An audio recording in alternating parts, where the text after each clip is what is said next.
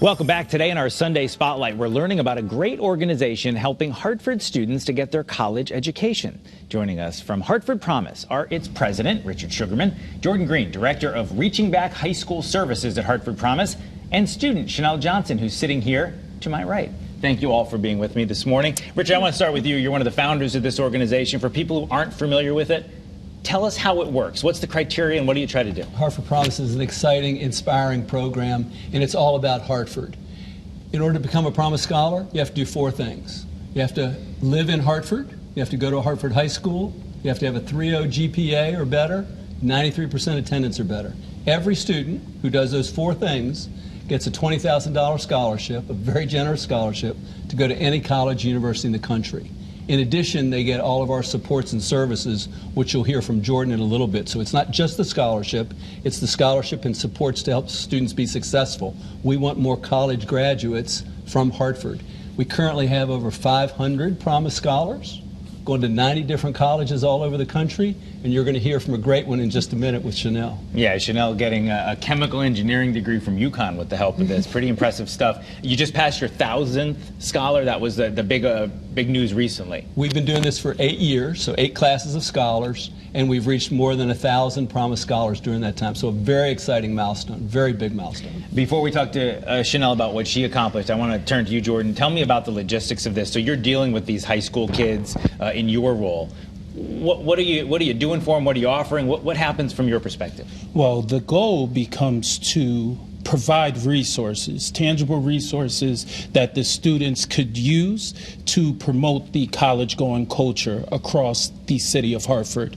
We at Hartford Promise understand that students are inextricably tied to the roots of their community. And if they don't have the resources, they won't be able to excel and dream bigger and shoot higher. So where the Reaching Back service part is in its infancy stage, this was the first year, but we're definitely working in the schools, helping them with FAFSA if need be, working with them to get them prepared for college. And then after that, we send them and hand them off to the Reaching Forward team, which works directly with them when it comes to preparing for colleges, like, okay, I'm having difficulty adding or dropping a class, even beyond college when it comes to career readiness, okay, my resume, interviews, and then we help out also with job placements. So this is about taking students that have immense amount of potential and letting them know and working with them to realize that they can shoot high and aim high. Well, speaking of someone who was able to aim high, Chanel is here. I want to just turn to you. Tell me about this program. I mean, what did it mean to you as a young person in Hartford to be part of this? Yes, as a college student, we usually go in not really understanding what the aspects of college are, how to get a job, what goes on afterwards. And so with the Hartford Promise, I'd always have those check-ins, how are you doing, Chanel? How's classes? Do you need any mentorship? And from there we'd get any tutoring from the Hartford Promise, mentorship from the Hartford Promise. There's a community around the Hartford Promise in UConn. And so knowing that I have that support there, I was so able to get that confidence to keep going, to keep pushing, and to know that I'm able to do this. And so later on, as I went to graduate, I had the Hartford Promise be able to help me with my resume building and my interviewing. And so from there, I was able to gain this confidence and this stepping stone to go on to apply to different jobs, and their network as well. They help you connect with different companies and different hiring managers, and having that support, pushing my resume and helping me with what goes on in an interview. How do you answer these interview questions? What do you need to ask an employer so that you know what company is the best fit for you? Knowing that and going on to getting my first job with that, it was the best. Well, it was just the best. Yeah. Well, you can tell how excited you are just to talk about it. Richard, you hear a success story like this. I mean, is this what you envisioned? Is Chanel who you had in your mind when this was founded? Absolutely. Just open your eyes and look at that and realize that not only for Chanel, there are hundreds of Chanels in Hartford that are frequently overlooked. They're talented, they're smart, they're ready to do things. They just need that little additional lift and helping hand to say, you belong, you've earned it, you have a lot to contribute.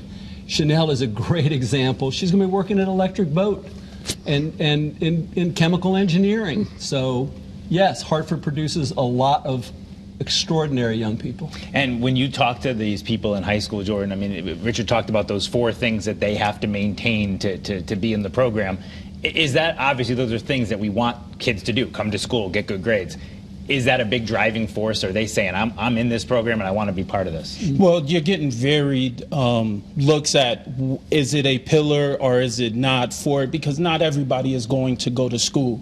But what we are doing, and for a lot of kids, I have witnessed it firsthand. One student wasn't going to go to college, and then through working with them, they're now going to go to Trinity College on a full ride.